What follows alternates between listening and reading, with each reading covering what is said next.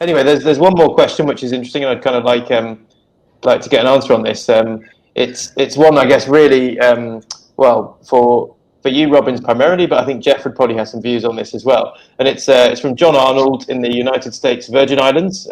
John's with First American Equities, and the question is, what do you see as the future of shrimp farming in the US? And I guess I throw this to you, Robbins, because you are actually, CP is doing a shrimp farm in the US. So maybe you could tell us a bit, about where that's at now, and then also actually the plans in the US with it. But then, you must have bigger plans, outside the US, I guess, with this model, this kind of land-based farming model.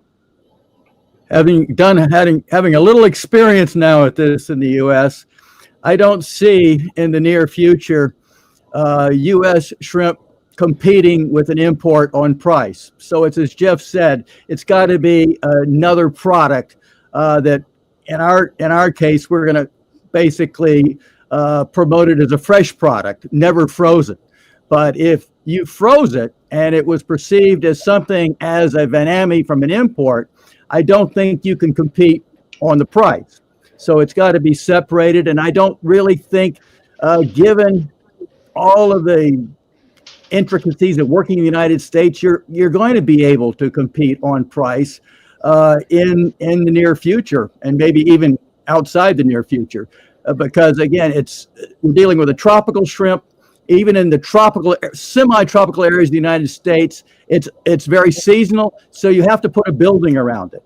And buildings are expensive when they're insulated. And then you're having to basically create very intensive systems. And to date, there are no successful super intensive systems that don't get chronic mortality and die off during the cycle. We're trying to create a system that will handle that, but it would have to be super, super intensive to cover the cost of buildings and make it economical. I compare it to poultry. Poultry, we can produce 1 kilo per square meter per day in production of a building. And shrimp, the best we can do is 200 grams per square meter per day, but the building cost is the same. So it's the building and then the intensification and a lot of other technologies that still need to be refined. But my hope is with faster growing shrimp, so whereas it used to take 120 days to get to market, we can now get a shrimp to market in 50 days. That cuts down the cost significantly. We can create technologies that do give the higher survival and lower FCR. I think that we can put a shrimp into the market at much lower prices than U.S. grown shrimp are being put there now, $40 a kilo. So I'm hoping that, we can make a profit at maybe $15, $16 a kilo. But that's not like the $5 a kilo that we would produce for in Southeast Asia. What are your kind of production aspirations with the US? How big is the first stage, and then where do you want to kind of go with it ultimately?